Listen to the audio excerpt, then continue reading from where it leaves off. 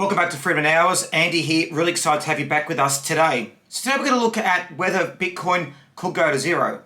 So the question is, do we think Bitcoin could go to zero? So there's two answers about this. Yes, and probably not. So we're going to explore that now in the latest episode from Freedom in Hours.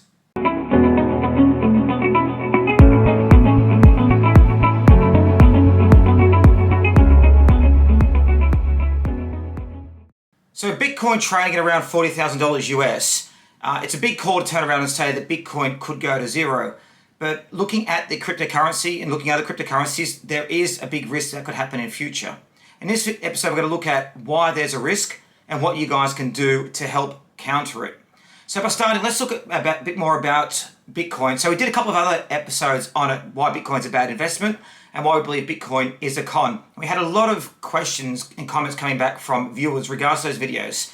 A lot of both sides. It appears people either believe that Bitcoin is overvalued or people believe, similar to what I do, that's a con or a scam. But what I found with a lot of these videos is a lot of people were trying to market the services to someone else, which to me shows why it's such a big bull market. Because everyone's out there trying to give a message of you should buy, you should use this broker. And it's classic signs of a bubble market. But going more specifically back into why we think Bitcoin could go to zero. Okay, so there's a couple of things to look at. Now, could Bitcoin go to zero? Well, theoretically, yes. The reason being is there's no assets to back it up. There's no government that backs it up. There's nothing that actually stops it from doing that. So that's the first big concern. The second concern is that as new cryptocurrencies come out, or as the technology changes, there may be better digital currencies that come out to replace it, or digital currencies that are more efficient. See, Bitcoin is made up of computer code, but also other cryptocurrencies can come out and be part of that. So for example, Ethereum got created as computer code. Now, as the blockchain technology develops and it grows, we may find that the Bitcoin technology is not efficient. It's not something people want to use, and it may be replaced in future. So that's number one. That's a bit of a concern.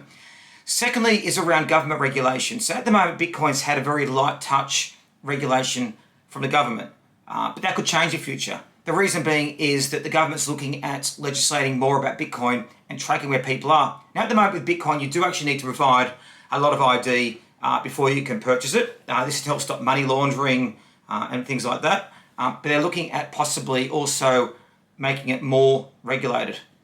What's the impacts of more regulation? Well, of course, it means that it's going to be harder for people might stop using Bitcoin for the reason they're using it at the moment. It might fall out of favor. So they're two big risks on the downside.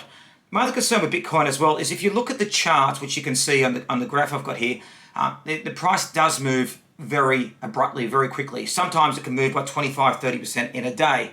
A couple of years ago, it moved down around 80% from its previous peak. So it has shown a lot of volatility. And this is reflecting the fact that it's very hard to value the Bitcoin price. How can you value something that's got no asset backing in it or no actual thing supporting it? So it's a big concern. And a lot of my viewers have said to me, Andrew, the blockchain technology is important. Well, we're not investing in blockchain now. We're investing in a digital currency. And that also supports what we spoke about previously in regards to Bitcoin, that you're not actually buying the technology. You're not actually buying the asset. You're buying the digital code that comes with the currency. Now, yes, Bitcoin has a lot of usefulness. I won't disagree. It allows you to be able to transfer and send funds globally. You can use it for payments. You can use it to transfer money. It's a good way of you having another way to use, to transact. I wouldn't say use money.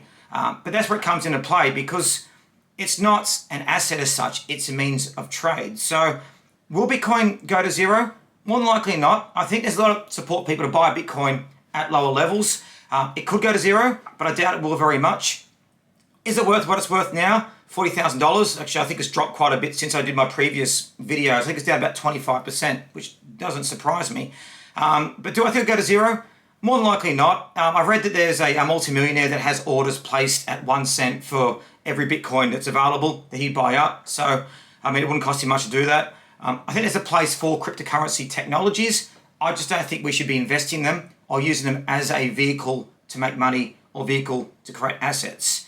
I know at the moment that things do seem a lot more overvalued in the investment market, both across properties, shares, companies, and that's because the government has invested a lot of money into the economy through printing it. And I do get what viewers have said. They're saying that fiat money is being printed, it's being deflated. Yes, that's a major issue, but I don't think that's an issue why you should be investing in Bitcoin.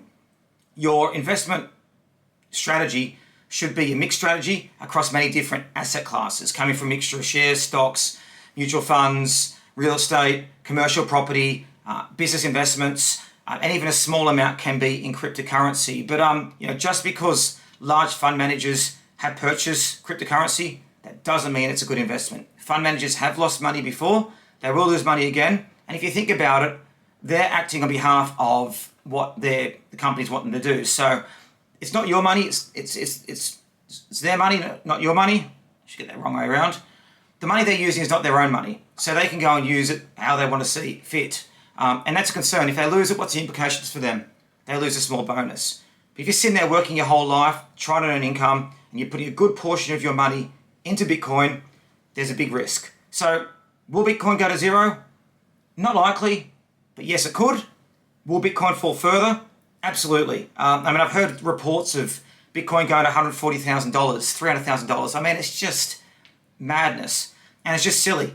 And it reflects people that, people saying that, number one, have actually earned money themselves, where they get the money from. And again, we've had comments from people saying, I earned money being a Bitcoin millionaire.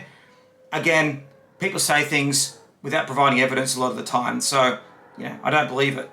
So to summarize, we've done a number of different videos about Bitcoin now. As I said, Bitcoin's about investment, why Bitcoin is a con. Again, our advice to our viewers and our readers is to stay away from Bitcoin. Only invest as much as you're happy to lose. I wouldn't invest any more than 5% of what you have or your income. Probably 1% max. Depends how aggressive you are, but I'd really stay out of it. It's not an investment proposition. You're not purchasing the blockchain technology. You're purchasing the code that sits over the blockchain. It's not valued at all. Nobody knows much about it. It's not like gold that's been used to trade for thousands of years. It's got a long history of doing it. It's been a store of wealth for generation upon generation. Bitcoin is new. It's computer code. We don't know what it's worth, and it could go to zero. So anyway, make sure you keep watching our videos and also our blogs and podcasts with Freedominhours. Really happy to have you with us. It's all about making sure that you have the right financial intelligence. And with anything you do with this, make sure you go out there and do your own research. Go and find out what other people are doing.